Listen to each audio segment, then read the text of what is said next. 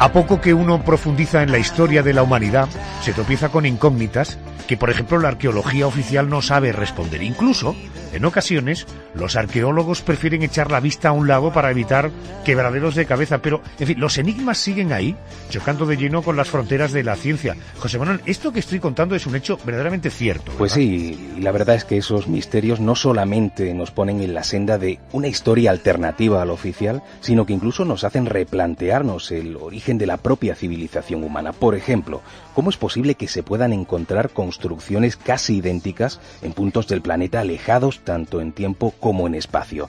Todo un enigma que intenta desvelar la obra Arqueología Imposible de la editorial Odeón. Bueno, vamos a hablar con el autor precisamente de este libro, Francisco González. Él es redactor jefe de la revista Año Cero. Paco, muy buenas noches y bienvenido a la COPE.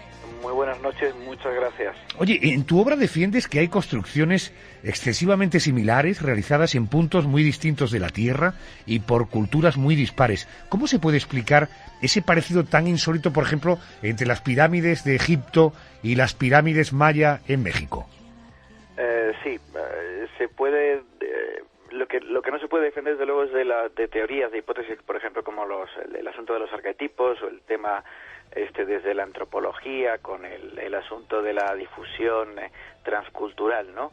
Que lo intentan explicar, pero es imposible. Tú bien has puesto esos ejemplos, ¿no? El ejemplo de las pirámides, pero hay muchísimos más ejemplos de objetos arqueológicos con detalles concretos que es imposible y no se pueden explicar desde el punto de vista, digamos, de la ciencia ortodoxa. Sí se pueden explicar, o yo intento explicarlo en mi libro, creo que lo consigo en bastantes ocasiones, si tenemos una especie de civilización madre, ¿no? De una civilización perdida, que yo sitúo temporalmente en hace 20.000 años, pero que incluso pudo haber más de una. La Tierra tiene 4.500 millones de años. O sea que ha dado tiempo para que haya habido más de una civilización y que no quede ni rastro, prácticamente rastro de ella. Concretamente de esta de la que hablo en el libro, creo que sí hay evidencias suficientes. Si tuviéramos que resaltar, Francisco, o hacer un ranking de algunas de esas culturas o monumentos que guardan semejanzas, aunque ya hemos mencionado un par de ellas, ¿cuáles serían las más llamativas? Las más llamativas, mira, te pongo un ejemplo muy concreto, son los relieves de la cultura acadia, estamos en Babilonia, con, por ejemplo, relieves de la cultura olmeca, estamos en Latinoamérica, ¿no? En Mesoamérica, concretamente. Tienen tal nivel de detalle que es absolutamente pero para los imposible. oyentes, que no se nos pierdan los oyentes, cuando hablas de relieves, exactamente de qué estás hablando. Sí, mira, por ejemplo, el tema que te digo de la estela esta olmeca, que es una estela muy conocida de la venta, que los partidarios de las teorías de los ancianos, de los antiguos, le iba a decir en inglés, antiguos astronautas, pues es una estela que tiene un individuo metido en una especie de cápsula, rodeada por una serpiente voladora, y que sujeta una especie de bolso de mano, como de una mujer, ¿no? Pues tenemos ese otro relieve que está en Babilonia, y es una figura, la clásica figura podría ser una serpiente emplumada, pero es una especie de ave, y también sostiene este bolsito y con la otra mano sostiene el huevo en el que está, el huevo cósmico en el que está encapsulada el individuo de la civilización, de la cultura olmeca, ¿no?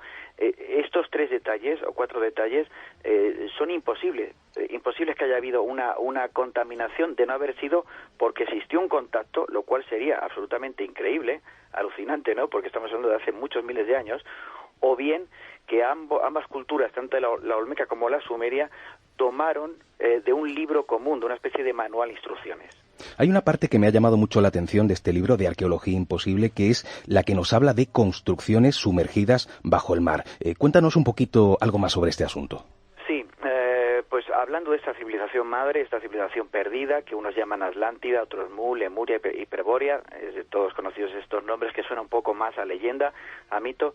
Ese tipo de construcciones sumergidas en Japón, en la India, en muchos más sitios, frente a Egipto, digamos que responderían a que hace 14, 20.000 años el tiempo que ocurrió un evento catastrófico y precisamente sumergió buena parte del litoral terrestre y anegó para siempre y hundió estas ruinas, ahora ruinas, en el mar.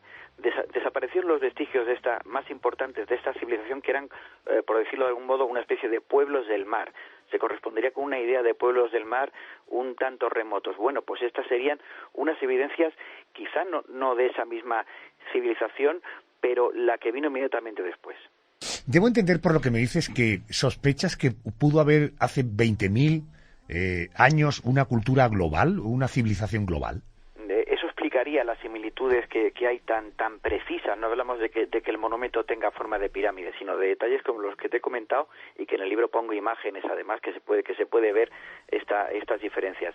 Yo hablo de los maestros constructores, digamos que eran una especie de arquitectos de una cultura que sacralizaba la arquitectura, esa civilización perdida de la que te hablo, y que podría ocupar esa franja temporal de hace aproximadamente 20.000 años, tiempo del que no sabemos absolutamente nada.